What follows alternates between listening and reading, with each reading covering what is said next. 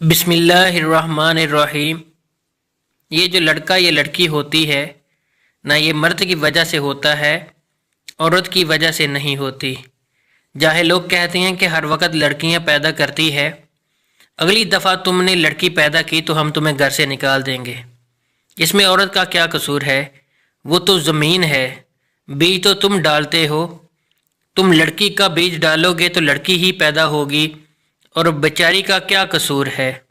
जिनकी भी औलाद नहीं, अल्लाह इनको नरीना औलाद अता फरमाए, आमीन। लेकिन एक बात याद रखें, लड़का हो या लड़की, ये मर्द की वजह से होता है, औरत की वजह से नहीं। ये हमारी यहाँ जहालत है कि जी हाँ, ये तो हमेशा बेटियाँ पैदा करती है, तलाक दो इस औरत को और दूसरी शादी कर लो। ये जहलों की बात है। इसीलिए कुरान कहता है, क्या तुम्हें पता है जो तुम अंदर डाल रहे हो, बीज जो तुम डालते हो? औरत तो ज़मीन है, अब तुम गंदम डालोगे तो गंदम निकलेगी, और अगर अब जौ डालोगे तो जौ निकलेंगे। तो ये चीज़ तुम्हारे अंदर नुक्स है। और आजकल मेडिकल साइंस बहुत तरक्की कर गई है। आप किसी बड़े अच्छे मरकज़ में जाकर रजू करें, वो आपको दवा देंगे, आपके हार्मोन्स जो हैं वो ठीक हो जाएंगे। इसके बाद अल्लाह लड़का भी देगा, क्योंकि ये हार्मोन्स जो हैं वाई और एक्स होते हैं। जब तक वो अपने मुकाम पर ना आए, बच्चा पैदा नहीं होता। और ये आजकल कोई मुश्किल नहीं है, यानी पहले दौर में तो शायद ये बड़ा मुश्किल था। इसी तरह मदीना मुनव्वरा में एक हकीम से जाकर पूछें, हुब्बुल बाल एक चीज़ का नाम है। ये जो खजूरों का दूध निकलता है, इसको लेकर वो दवाई बनाई जाती है। आप कभी खजूर का दूध निकालें तो इसको थोड़ा सा तोड़ के सूंघें, तो इससे वही खुशबू आएगी जो मादा मनविया से खुशबू आती है। तो बहरहाल आप इलाज करवाएं और इसके बाद अल्लाह से दुआ करें। बाकी अल्लाह लड़कियां दे तो कहो अल्हम्दुलिल्लाह, लड़के दे तो कहो अल्हम्दुलिल्लाह। बल्कि कुरान में लड़की का जिक्र पहले है, लड़के का बाद में। या बोलें वो जिसको चाहे लड़की दे, जिसको चाहे लड़का दे, तो लड़की का जिक्र पहले है। और इससे बड़ी क्या दलील होगी कि आप सल्लल्लाहु अलैहि वसल्लम से अफजल कोई नहीं। आप सल्लल्लाहु अलैहि वसल्लम का ख़ानदान और नस्ल लड़की से चली है। आप सल्लल्लाहु अलैहि वसल्लम के बेटे फौत हो गए थे, आप सल्लल्लाहु अलैहि वसल्लम की ज़िंदगी में ही वफ़ात पा गए थे। तो नस्ल जितनी भी चली है वो सारी सईदा फ़ातिमा ज़हरा रज़ी अल्लाह ताला अन्हा से है। इस्लाम में बेटियों की बड़ी अहमियत है। अल्लाह पाक फरमाते हैं, मैं किसी से खुश होता हूँ तो इसे बेटी अता करता हूँ। नबी करीम सल्लल्लाहु अलैहि वसल्लम आए और रहमतुल लिल आलमीन मुज़ाहिर होते रहे। औरतों को नबी सल्लल्लाहु अलैहि वसल्लम ने वो मुकाम दिया कि अगर ये बीवी है तो ये दुनिया के सबसे कीमती दौलत है। चुनाचे अरशाद नबवी सल्लल्लाहु अलैहि वसल्लम है, ये दुनिया सारी मालो मता है, और दुनिया में सबसे ज़्यादा कीमती चीज़ नेक बीवी है। औरत अगर माँ है तो फरमाया इसके कदमों के नीचे जन्नत है। जैसा कि सही उल जमा में नबी करीम सल्लल्लाहु अलैहि वसल्लम का इरशाद है, बहन या बेटी है तो वो जहन्नम की राह में दीवार। चुनाचा सही बुखारी, मुस्लिम और सुनन तिरमिज़ी में नबी अकरम सल्लल्लाहु अलैहि वसल्लम ने इरशाद फरमाया, जो शख्स अपनी दो बेटियों या बहनों को तरबियत देकर इनकी शादी कर दे, इस्लामी तरबियत पर अल्लाह रब्बुल इज़्ज़त इन बेटियों बहनों को इनके लिए जहन्नम की राह में दीवार बना देगा। मुआमर और शुएब ने इब्ने शहाब ज़हरी से रवायत की है, उन्होंने कहा है, मुझे अब्दुल्ला इब्ने बकर बिन हज़म ने हदीस बयान की है।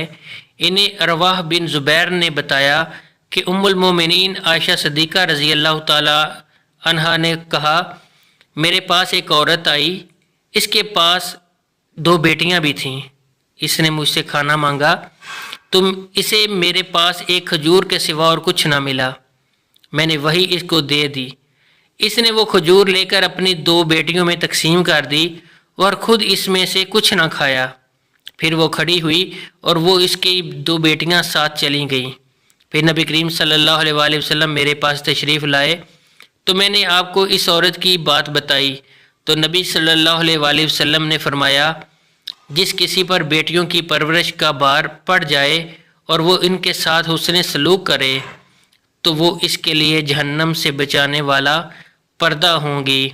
حضرت موسیٰ علیہ السلام نے اللہ تعالیٰ سے پوچھا یا باری تعالیٰ جب آپ اپنے بندے پر مہربان ہوتے ہیں تو کیا عطا کرتے ہیں؟ اللہ تعالیٰ نے فرمایا اگر شادی شدہ ہوں تو بیٹی۔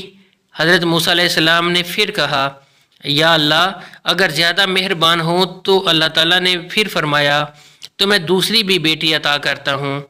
حضرت موسیٰ علیہ السلام نے پھر فرمایا یا اللہ اگر سب سے زیادہ مہربان ہوں تو پھر اللہ تعالیٰ نے پھر فرمایا اے موسیٰ میں تیسری بھی بیٹی عطا کرتا ہوں۔ اللہ تعالیٰ فرماتے ہیں جب میں اپنے بندے کو بیٹا عطا کرتا ہوں تو اس بیٹے کو بولتا ہوں جاؤ اور اپنے باپ کا بازو بنو، اور جب بیٹی عطا کرتا ہوں تو مجھے اپنی خدائی کی قسم میں اس کے باپ کا بازو خود بنوں گا۔ بیٹی اللہ کی رحمت ہوتی ہے اور وہ ذات جو سراپا رحمت ہے وہ کس کو رحمت قرار دے رہے ہیں؟ بیٹی کو ایک شخص بارگاہ رسالت میں حاضر ہو کر زمانہ جاہلیت کا واقعہ سناتا ہے جس میں بیٹی کو زندہ درگور کرنے کا ذکر ہے۔ نبی اقدس صلی اللہ علیہ وآلہ وسلم اشکبار ہو کر چادر بھگو دیتے ہیں۔ فاطمہ زہرا رضی اللہ تعالیٰ عنہ کو خاتون جنت کا رتبہ عنایت کرنا کوئی اقربا پرستی نہیں بلکہ بیٹیوں کے ساتھ بے پناہ محبت کے دستور کی پہلی کڑی ہے۔ امت کو پیغام دیا کہ بیٹیوں کو تو خائف میں وہ دو جو تمہاری نظر میں سب سے زیادہ معتبر ترین ہو۔ ابو سعید خدری رضی اللہ تعالیٰ عنہ سے مروی ہے کہ آقا کریم صلی اللہ علیہ وآلہ وسلم نے فرمایا جس کے گھر دو بیٹیاں یا بہنیں ہوں اور وہ ان کی تربیت احسن طریقے سے کرے تو ان کے لیے جنت ہے۔ بیٹی کی قدر و منزلت کا اندازہ لگانا ہو تو اتنا کافی ہے کہ یہ دین ایک عظیم پیغمبر کی بے مثال بیٹی کے آنگن میں پھولتا پودا ہے۔ طواف کعبہ کے دوران بیت اللہ پر نظر پڑتے ہی جو دل میں سرشاری اور الفت کے جذبات پیدا ہوتے ہیں ایسے ہی جذبات ایک بیٹی کے دل میں باپ کا چہرہ دیکھ کر پیدا ہوتے ہیں۔